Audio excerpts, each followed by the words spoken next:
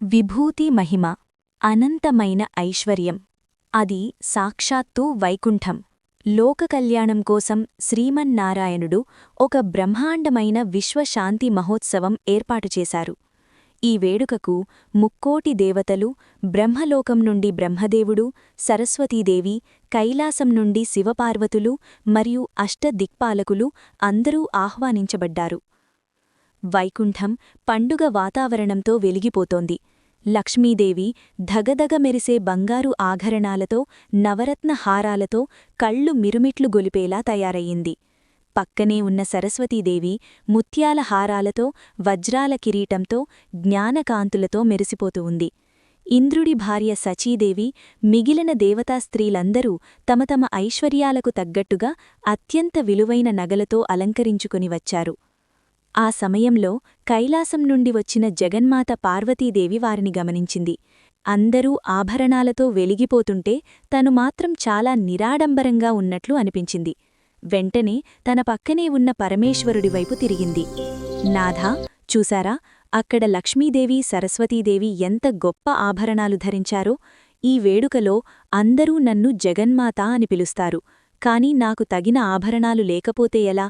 నాకు అలంకరించుకోవడానికి దివ్యమైన నగలు కావాలి అని అడిగింది. భోలాశంకరుడు చిరునవ్వు నవ్వాడు. ఆయన దగ్గర బంగారు గనుల తాళం చెవులు లేవు కదా. ఆయన శ్మశానవాసి, వైరాగ్యానికి ప్రతిరూపం. శివుడు తన చేతిని అడ్డం తిప్పి చిటికెడు విభూతిని తీసి పార్వతీదేవి చేతిలో పెట్టాడు. దేవి, నా దగ్గర ఉన్న ఏకైక సంపద, శాశ్వతమైన ఐశ్వర్యం ఇదే. నువ్వు దీనిని తీసుకుని ధనాధిపతి అయిన కుబేరుడి దగ్గరకు వెళ్ళు. ఈ విభూతి బరువుకు సరిపడ బంగారాన్ని, ఆభరణాలను నాకు ఇవ్వమని అడుగు అని అంటాడు. పార్వతీదేవి ఆ చిటికెడు విభూతిని పట్టుకొని అక్కడే ఉన్న కుబేరుడి దగ్గరకు వెళ్ళింది. అప్పటికే కుబేరుడు తన సంపదను చూసుకొని గర్వంగా ఉన్నాడు. యక్షరాజా, మా స్వామివారు నాకు ఈ విభూతి ఇచ్చారు. దీనికి సరిపడ బరువు తూగే బంగారాన్ని నాకు ఇవ్వు అని అడిగింది. కుబేరుడు పకపకా నవ్వాడు. అమ్మో, లోకమాత అడిగింది కేవలం ఈ చిటికెడు బూడిదకు సరిపడ బంగారమే కదా, ఇది నాకొక లెక్క అనుకుంటూ గర్వంగా ఒప్పుకున్నాడు. ఇది నా కాలి గోటితో సమానం అనుకున్నాడు. వెంటనే పెద్ద త్రాసు తెప్పించాడు. సభలో ఉన్న బ్రహ్మ, విష్ణువు, లక్ష్మీ, సరస్వతి, ఇంద్రుడు అందరూ ఆసక్తిగా చూస్తున్నారు.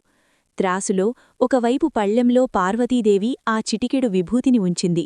కుబేరుడు రెండోవైపు గుప్పెడు నాణాలు వేశాడు. ఆశ్చర్యం! త్రాసు కనీసం కదలలేదు. విభూతి ఉన్నవైపీ కిందకు ముగ్గి ఉంది. కుబేరుడు కంగారుపడ్డాడు. బస్తాల కొద్ది బంగారం తెప్పించి వేశాడు.